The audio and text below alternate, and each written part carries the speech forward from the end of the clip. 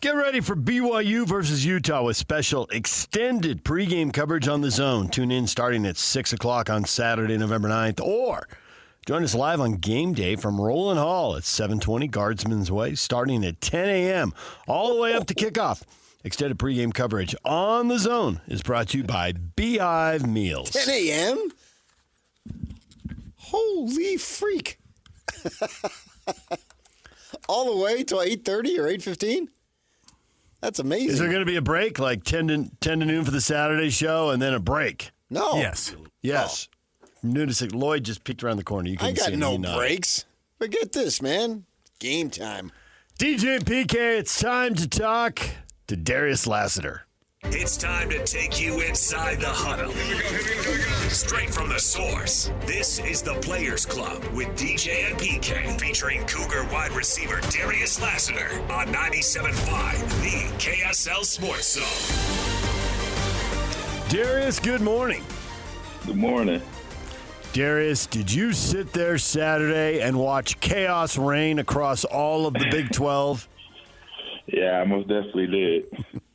Okay, you did, but at the same time, I don't think it means anything for you guys because you still have to win here in order to get where you want to go. And that's my line of thinking. What are you thinking?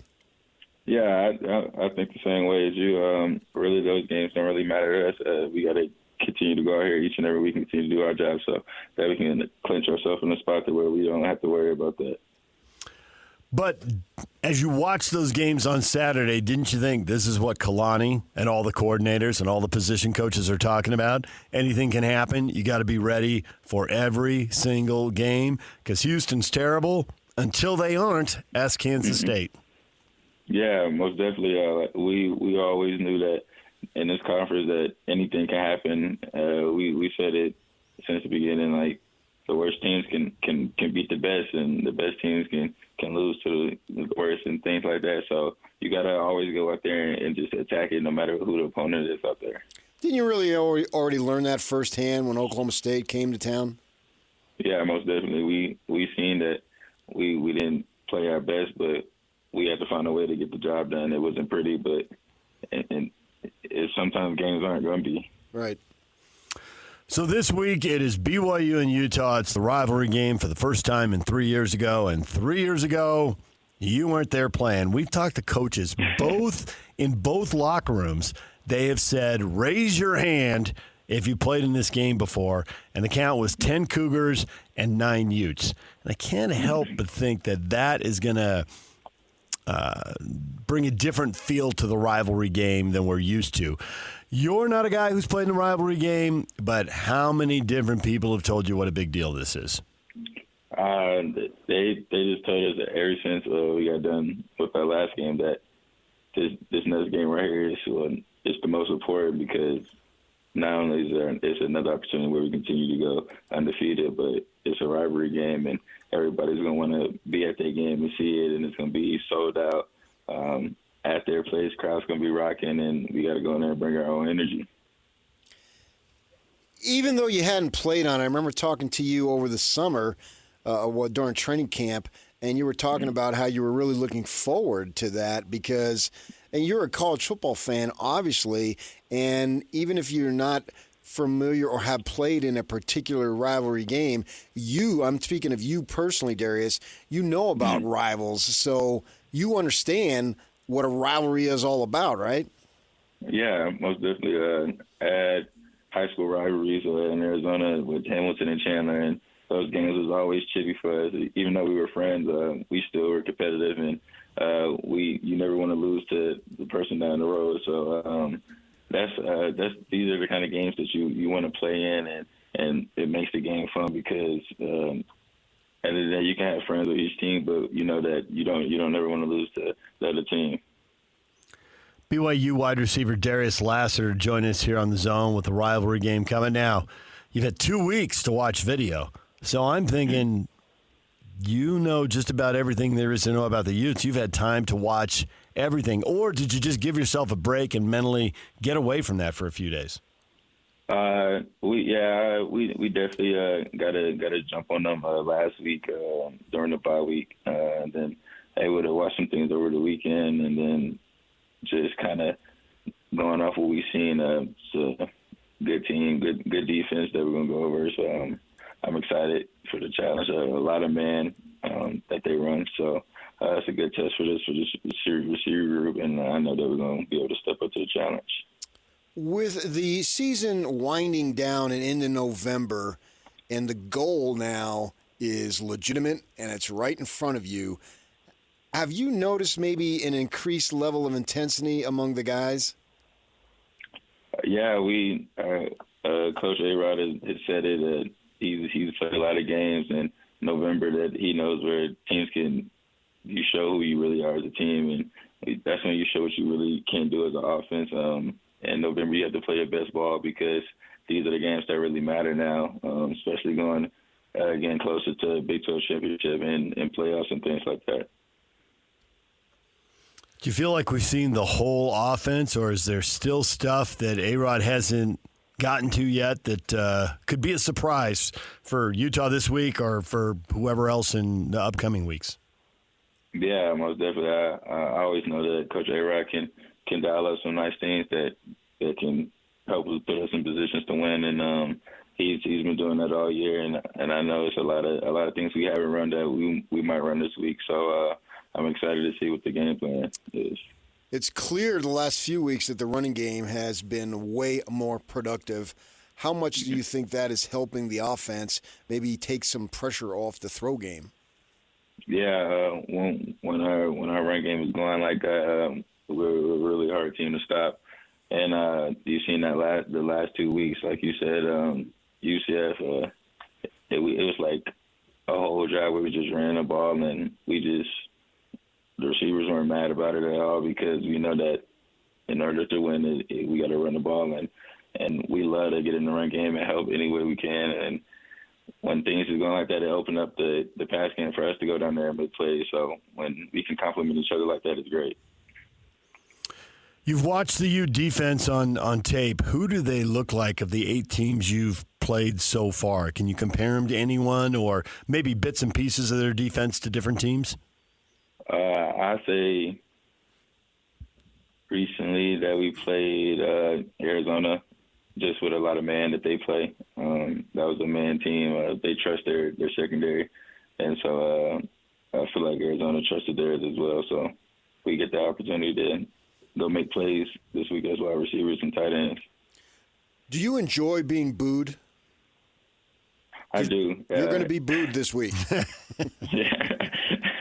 Yeah, I do. I think it's more fun to go into somebody's place and kind of just see it get quiet over the game, and just kind of just want to see it all blue this weekend. I will be intrigued to see how much blue is in the stadium. There's going to be some people selling their seats, so you may have a few. I don't know, man. You don't think? I mean, a few, yeah, but how many? This is, to me, I'm almost more scared about, if I'm from BYU perspective, about Utah, because they're expected to lose now. They had all the expectations. It hasn't worked out. They've had the injury at quarterback, blah, blah, blah. We all know the story.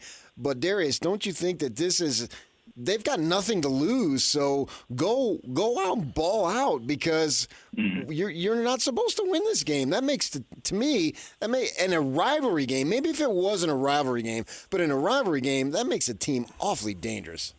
Yeah. You definitely gotta be out for teams that they want any chance to turn their season around, and especially when you got an undefeated team, a top 10 team coming to your place, you always want to pull up the upset, and because it's better that way. Yeah. So we know we can't overlook these guys. It's a team that was picked to win the Big 12 preseason, so we know that. They got good players on their team, so we got to go out there and attack it like any game. After a bye week, how much healthier do you feel? I feel great. I feel like I'm back to almost 100%. I feel like that helped everybody get back, and we also get some players back this week too. You mentioned that Utah was picked to win the Big 12. Where were the Cougars picked, Darius? believe second to last or third to last. I mean, I'm just trying to fire you up a little bit. Come on, man. Yeah, I feel it. At what point do you stop worrying about preseason predictions and play what's in front of you? And how much do you put that chip on your shoulder in August and never ever let it go? Yeah, you kind of don't worry about that preseason stuff. I feel like in the winter, we knew that we weren't going to be picked super high after the season we had last year, but we knew that if we worked as hard as we did, we're going to get the results that we're getting now, and we got to continue to be that same mindset of team, that underdog mindset, even though that the rest of the year we're probably favorites to win every game, but in our eyes we're still underdogs. I'm going to throw 3 things at you. You're going to tell me who you hate the most: the Chandler Wolves, the Hamilton Huskies, or the Utah Utes? I'm gonna go to Chandler Wolves. The Chandler Wolves. Now, you left out Western and Central Michigan. I don't know who the rival was then. Yeah, Western. I ain't like Western the most. I went to school at ASU and worked down there at the Mesa Tribune a long time ago, and I used to cover the Chandler Wolves out there on Arizona Avenue. How about that? Mm-hmm. That's what's up. It's a small world. Yeah. So how many tickets do you need to the rivalry game, and then how many tickets have you been able to get? I just need the 4 that I got this week. Not too many people coming to this game, but I do got my family coming. There you go. Well, you're covered then. That's good, because I bet there's some of your teammates who are scrambling right now. Yeah, you're it's a lot of guys. Yep. All right. Well, Darius, thanks for a few minutes. We appreciate it. We'll talk to you again next week. Yeah, thank you for having me. Darius Lassiter, BYU wide receiver, joining us every week right here on The Zone. The Chandler Wolves. Hated him ever since I was born. Ooh, you're going to Morgan Scally thing, Yeah, huh? I saw that. It's in my mind because it was up on social media. He looked so young. Morgan? Yeah. Because he was. I mean, it was 20 years ago. 20 years ago. Yeah, it was 20 years ago. Yeah, so, yeah, Chandler's had a really good program for many, many years. A lot of guys have played in the NFL at that program. So Arizona powerhouse.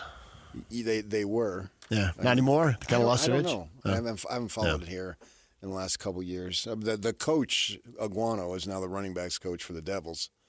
Herm hired him, and so he's been there the last 4 or 5 years. I don't know. I'll need to look that up to see. But, you know, the thing about it is we talked to Papingo and Whittingham, and they both said one guy said nine hands were raised. Another said 10. Mm-hmm. So that's a slice. But all the in-state guys, whether you played in it or not, they already know. They know. And talking to Darius in August, he was aware of it. Mm-hmm. So I don't think it takes a lot because 98% Throw of the these records guys, out. I don't know about that, but I'm just talking about the intensity of a rival because they know about rivals because some programs in college don't have them, and it sucks for them that you don't have it. But a lot do. But I do think, like he said, he went back to the high school level, and you have rivals in high school.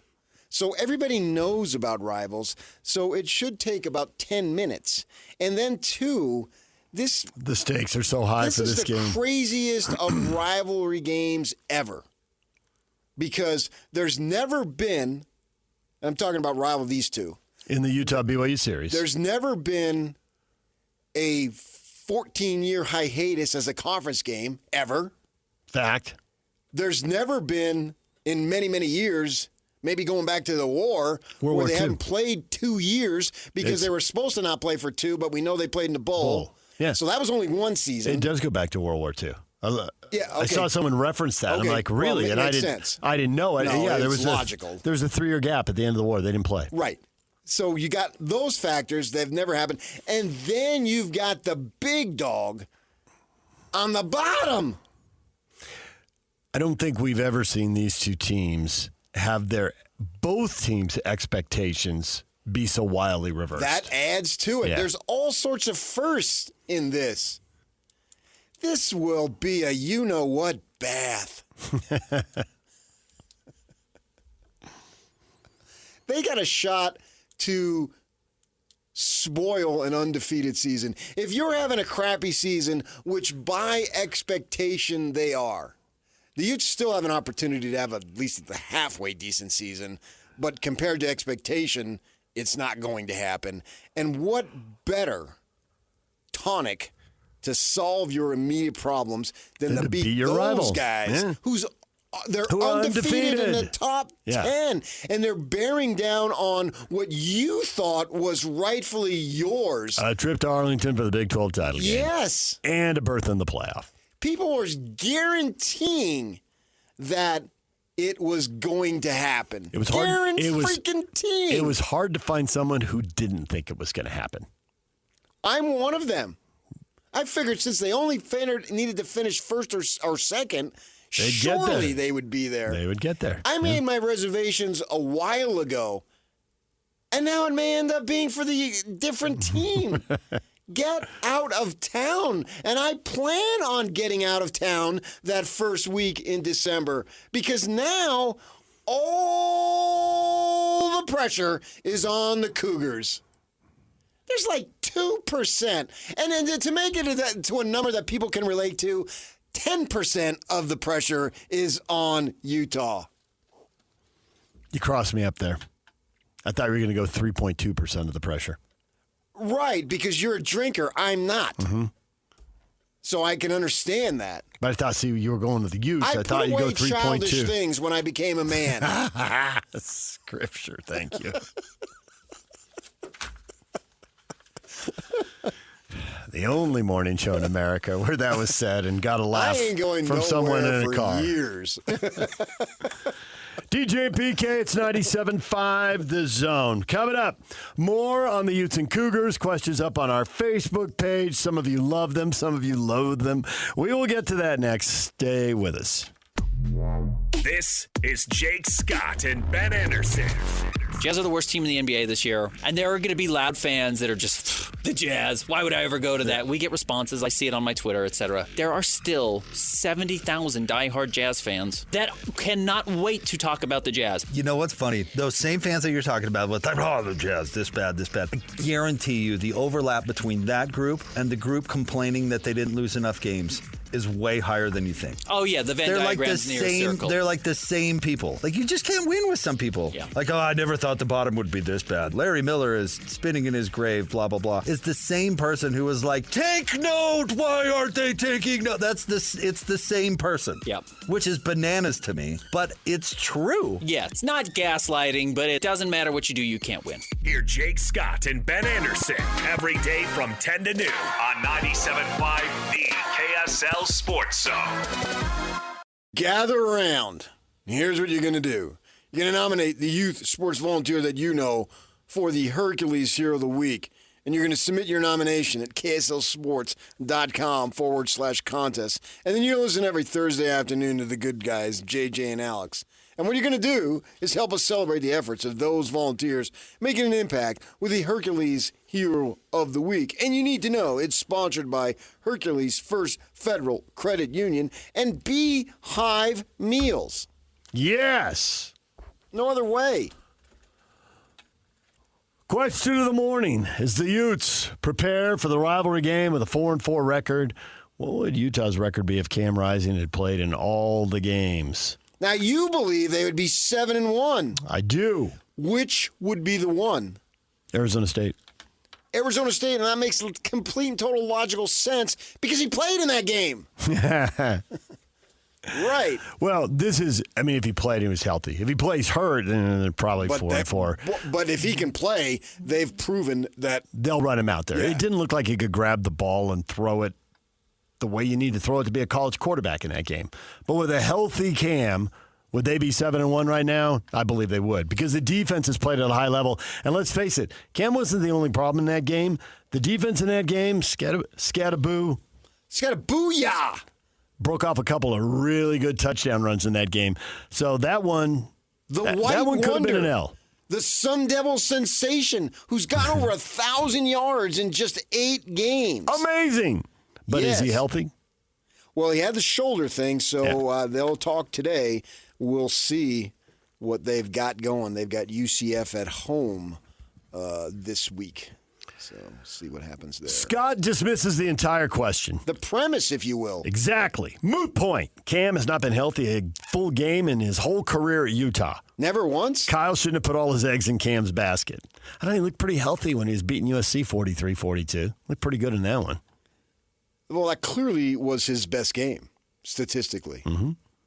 And probably every which other way you can draw something up. Jeff says, let's find out next year. Reed gives it a big ol' who cares? Not interested in the old hypotheticals. Oh, hypotheticals, what makes the world go round. Don't it? Michael does believe if Cam's totally healthy in all the games, Utah's tied with BYU at the top of the conference. He thinks they even win the ASU game. They would be 5-0 themselves. He thinks they'd win the ASU game. I believe that Cam Rising literally walks on water. Literally. Yes. Not with like the trick clear plastic under a quarter inch of water. This is not some movie. Okay. No, he would become the second person in recorded history to do that. I don't know about that, man. Would they have beaten Arizona? I don't know. I think they would have. I mean, 23 points is all the Ute defense gave up in that game. And I know then if this happens, that happens, so it's hard to know. But I think the defense has looked really good in 3 of the losses. And it wouldn't have taken much offense to beat them. Yeah, but they haven't had much offense. But they did when Cam played. No, they didn't. One game, one half against Baylor. That's it. Yeah. That is your entire level of body of evidence. I know what it's looked like when he's been out there in other years also. That doesn't and I matter. see the other talent around him. It doesn't. And the other talent? And what talent do they have? I think Singer's a talent. I think Heathy's a talent. And beyond that, my friend. Well, with that kind of passing game, I think okay. Yeah, I think Bernard would be even better. Well, Bernard now is facing, defenses stacked to stop the run. They always are against Utah. But it's only been that way for 100 years. Not if Cam is throwing the ball to Heathy and throwing the ball to Singer. For 200 yards, he rarely went. He doesn't have big passing games. The stats aren't there. He threw for 300 yards twice against SC's crappy defense. That's it. Take that away. Everybody can throw against that SC defense. That's it. That's the only time. But they don't have to do that much because the defense has given up 13, 17, and 23 points. It's a low bar. That's why I think they get to 7-1. That's why everything is the same. Nothing has changed. It was a low bar when he was there, and he still lost 3 games.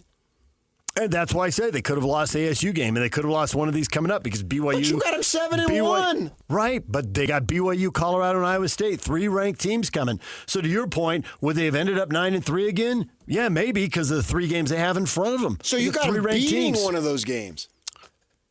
Yeah, they won big games also under him. Yeah, of course they done. Yeah. I think they'd be 7-1. What do you think they'd be? 7-1? Man, I don't know, man. That Arizona game. You look at the defense, and the defense has been fine. Mm-hmm. But going into the games when you play Utah, you don't have to go crazy offensively. Just do enough, and you're probably going to win. Because they're not a prolific offense. I think you're right about TCU and Houston probably had that mindset going into games. I don't know if Arizona did. It was all kind of new at that point, and they were 4-0. And maybe they did because maybe they watched the Oklahoma State game and thought, okay, here's what we got to do. Yeah. But I think it's more. I think your point becomes more obvious later in the month when they're playing TCU and Houston because now you got more video. Don't turn it over. It's going to be hard for them to drive 75 yards. And if they do it once, well, they're not going to do it 3 or 4 times. And I guess we will find out next year when he comes back. If he comes back, it's got to be on one condition. What's that? The job is not guaranteed. You are entitled to nothing. You're not entitled to be the starter just because you've decided to return. That sounds good, but if he comes back, he's the starter. I don't know. No. You got to go out and get quarterbacks to come in here. Totally agreed. Yeah. I mean, they do. And there's no excuse this year. But will they come or not? Yes. I can't answer that. Oh, yes. Well, okay. Yes, Ray, they will come. They will come, Ray. You can't mix your sports. You get this college football. And that is fantasy baseball. They will come, Ray. I promise you. They will come. Oh, will they come? A long line of cars, all driven by quarterbacks, and all really nice and brand new. Up and down 4th South? Yeah. They're all from the Garf dealership. Everybody's got a car. Oh, they hear you. Yeah, I know. Think about this, man. If he comes back, nothing. You'll have to win the job. It's not just going to be handed to you the way it's done, the way it was this year. Not anymore. No. And there's no excuse to not get one. You could get at least one transfer because he ought to know this guy. This guy's going to get hurt. Yeah. That'll be your pitch. Well, he has had season-ending injuries 3 times in 5 years. Especially if you get somebody with at least 2 years of eligibility. And the way the NCAA hands out eligibility, probably everybody's got does. it. Everybody's got it. Yeah. So they made college a lifetime now. So, yeah, if he comes back, which I don't advise, but if he does, then it's got to be you got to go win it. You are not being handed anything anymore. And you're not being handed these fat checks anymore either, for that matter. Everything's got to be earned. And if he earns that would be, so and be Kyle will not tip his hand on that, but wouldn't that be a super interesting question about the NIL and what they do? Because it is limited. It does run out. If they had enough NIL, would Jaquindon Jackson be here? And then he and Bernard and the run game looks really good at that point. Yeah. But I can't say they've been 7-1 because nothing changes as far as the other team's attack with or without Rising. Ben, 7-1 or 8-0. Ben is considering undefeated. Well, we make Rising out to be just Montana, Elway, Brady. The guy's 25 years old. You got mad when I said off the air, yeah, I thought of it, because I said it on the air. If he were that good, he'd be in the NFL now. Yep, that's a true story. There's NFL starting quarterbacks younger than him. Yeah, probably Winning. half. Yeah. Jaden Daniels. Bang, Washington. Rolling. Yeah. Kirk Cousins. No, not Kirk Cousins. He's 35. Joe Flacco. Not Joe Flacco. But what about Richardson? That would be interesting to go through the league. Well, he's not a starting quarterback now. Not right now. He was. He has started this year. Right. But he was not the starter this weekend. Yeah, he's got to be younger. And I mean, how many guys have they played 7 years? No, because Daniels came back to increase his stock, and he did, and then he goes in the first round. Bo Nix is the same thing. Bo Nix came back to increase his stock, and he did, and then he goes to the NFL. Rising hasn't had the opportunity to increase his stock this year. Because he's been hurt 2 years in a row. And that stinks. Maybe he could have done it. I believed that he could have been an NFL roster quarterback. Now, I'm not sure. He's older and with the injury history. Right. Because I think the guy is a winner. And I don't care about his stupid stats. I care about what he brought to the team, which is incredible courage and leadership and all those intangible things that I believe he scores at the highest level across the board and all of those things. And so he may not have the best arm or best this or that, but those other things in terms of heart, I think he aces and scores extremely high. And I can understand why Whittingham is so loyal to him and wanting to have him around the program, because that's the kind of guy, when Whittingham looks at Rising, he sees himself. Now, we laughed at the guy who said he's 8-0, but do you think Kyle thinks they're 8-0? I'm sure Kyle thinks they're 7-1 if Cam plays. But not 6-2. No, I do not believe Kyle thinks 6-2 would be in the mix. I think he thinks they would have won the Arizona game. Now, the ASU game, you can make a case. In that scenario, that would be ASU's best win, because even though they're 6-2, it's their best win right now. You pointed out, their best win. It's tied for their best win at 4-4. Somebody else they beat. Oh, that was Texas State though. Yeah, so a 4-4 conference win. Yeah, it is their. It still is their best win. The Devils have racked up a 6-2 record, and they have not beaten a team with a winning record. Right.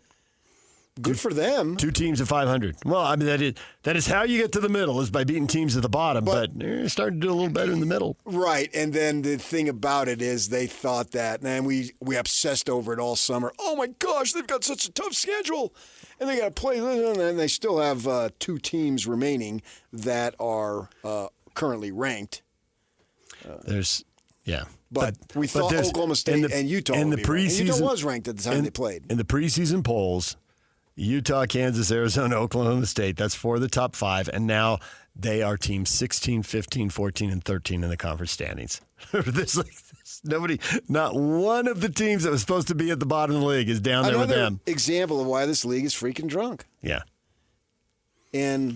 But is that just all of college football now with NIL and transfers? No, I don't think Didn't so. someone tell you that the SEC was going to be hurt by the NIL transfer thing because now other people are going to be spending the money they were spending and kids want to play and now it'll be easy to transfer? Why should I be second string here when I can be all, not first string, but all conference over there? Yes. And the other teams and leagues are saying, you can get to the NFL from here. Look at player XYZ. That definitely was told to me by somebody in the industry, and now for the life of me, I can't remember who. Well, then that will remain a secret. But the thing about the SEC is... People tell me stuff all the time. I can't remember it because it was like 3 years ago. Right. Not only do they have no undefeated teams, they have 3 one-loss teams. And the people in the SEC will tell you they're beating themselves up, which to a degree is true, but Texas A&M lost to Notre Dame. Vanderbilt lost LSU to USC. LSU lost to USC, who's having a terrible season, and Vanderbilt lost to Georgia State, a G5 team that's 2-6. And now people are holding up, hey, Vandy's really good, and Bama lost to a good really Vandy good team. for them. Right. But Bama lost to a really good Vandy team. Vandy, literally someone on the SEC network said Vandy's played great every week. Really? They played great when they lost to 2-6 Georgia State? Yeah. No. Georgia State had the game of their lives. That part, I believe. Georgia State probably did have the game of their lives. Georgia State? I'm not watching the other games of their lives to document that, but it makes sense. These are the games of our lives. These are the games of our life. Yeah. See what you did there. That was fun. Hey, Kentucky's really tough. Kentucky's 3-6. Quit telling me they're really tough. Yeah. But this is an unusual place for the SEC. But they can be a tough 3-6. No. Kansas is real tough, and look what's their record. That's totally different. They're in the Big 12, and that's a real football league. Well, to beat Kansas is having one of the weirder seasons we've seen. Yeah. A 3-6 team that has lost that many close, winnable games, and K-State kicks the last-second field goal and beats them, and they're Devils just scored a touchdown with like under a minute to go and pulled that out. Yeah. They've lost a series of heartbreakers. Yeah. But the SEC doesn't even have a team undefeated in the league. And then you had the coaching change, too, which I think that's underestimated with Alabama. And you look at Arizona. And Arizona right now, I mean, they're thinking, fire the guy, the fans, I got folks, Oh, man, blah, blah, blah. take a breath already. But, I mean, they were top 10 last year and yada, yada. I just think coaching changes, we underestimate them. Yes.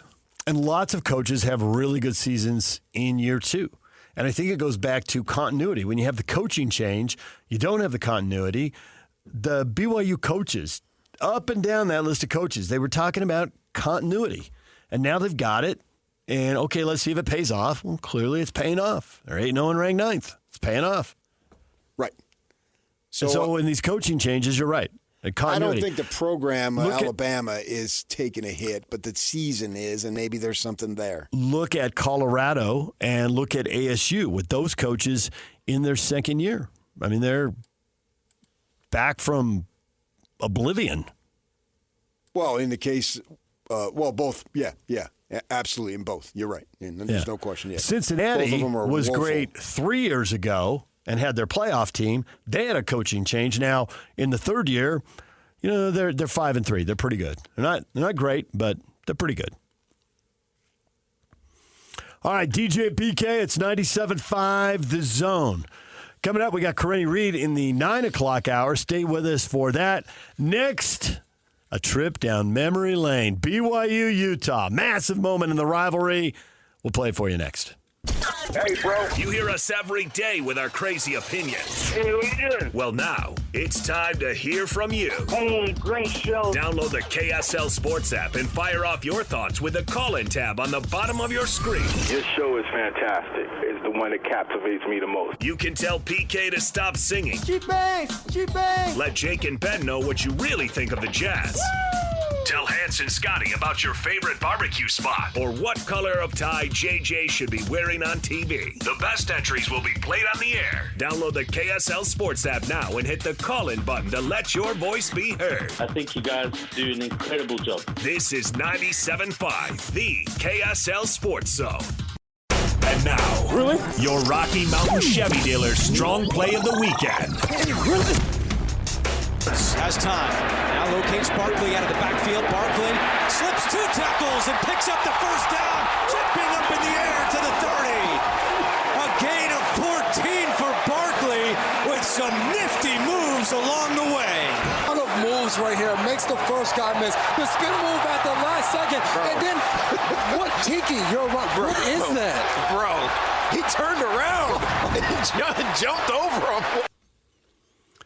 Saquon Barkley with the backwards hurdle. If you haven't seen it, you probably have. But if you haven't, go to social media. I don't think it was a hurdle, though. That's what made it more impressive. It was just a standing jump. Standing jump and then let him dive underneath you. A reverse leapfrog. Yeah. A reverse leapfrog. To show you that's how what it was described as on social media. And powerful his core is. He wasn't running and like as a hurdle, literal hurdle, where they've got momentum and then they leap over. And they go it. forward. No, he had his back to him and jumped over him. It was a standing broad jump. It was incredible. Because it was off 2 feet, not off 1. Yes. And all I could think of, that's how strong his thighs, his legs, his butt, his what we call the core. Right. And you look at him, and he just looks like Charles Atlas there. And But you have to be to pull that off. Yes, that was an incredible athletic play. The quotes, I went to read the story because I wanted to hear what his teammates and his coach said about it. And basically, just jaw-dropping quotes from all of them. Yes. Never seen it before. Right. Been coaching football for decades.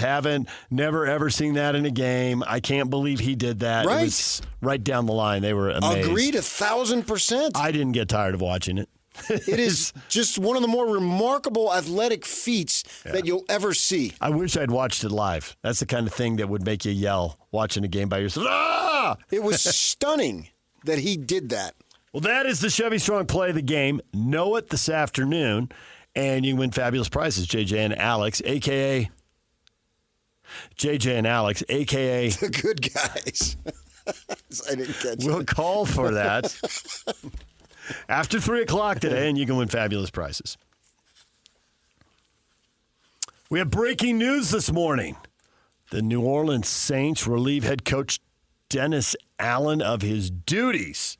Well, they've lost 7 in a row. He's fired. So there you go. You're up to date. That just happened in this hour.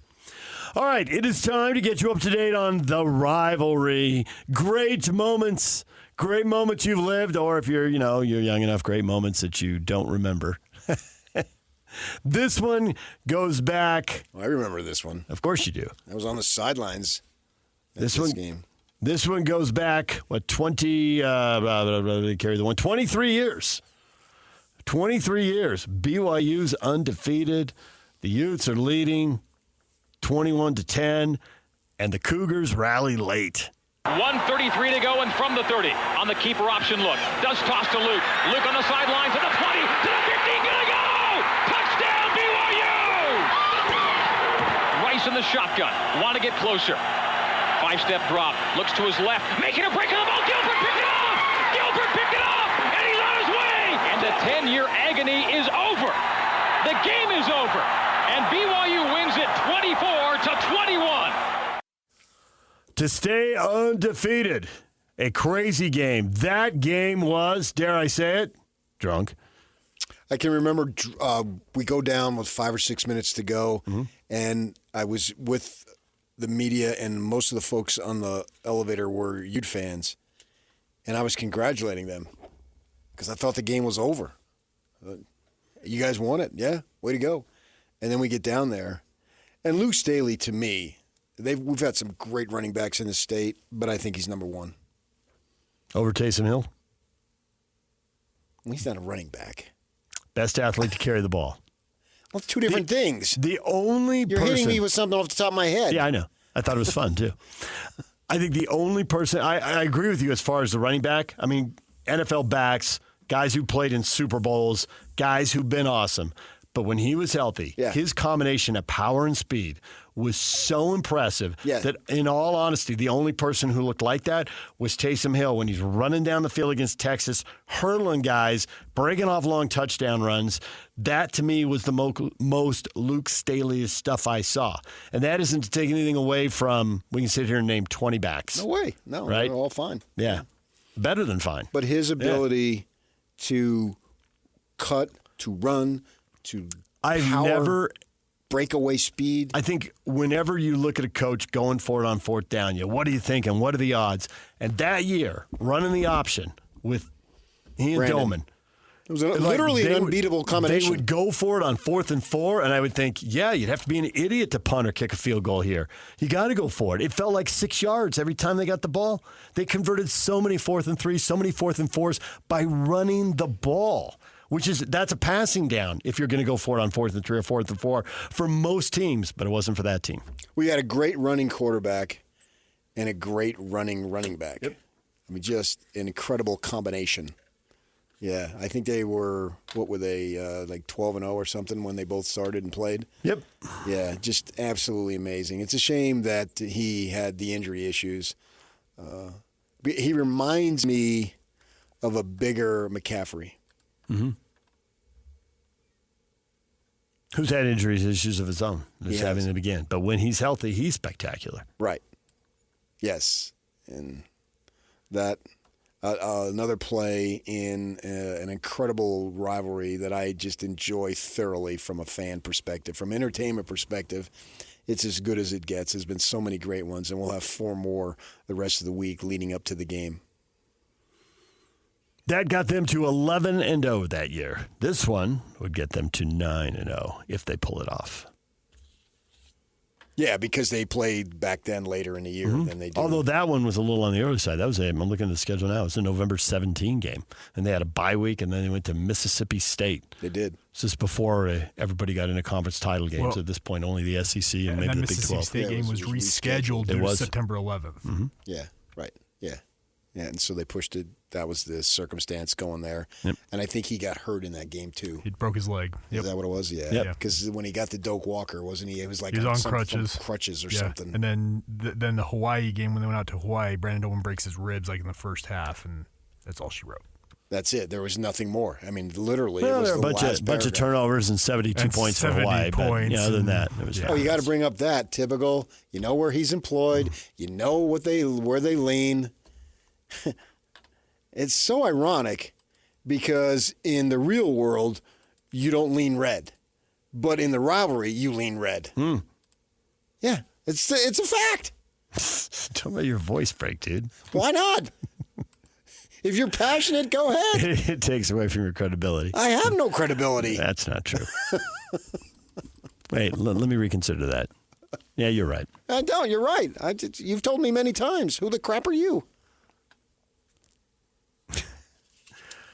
When we come back, to buy the plane tickets or not to buy the plane tickets? That is the question. Exactly. Are you all in? Socrates over here? Maybe partially in.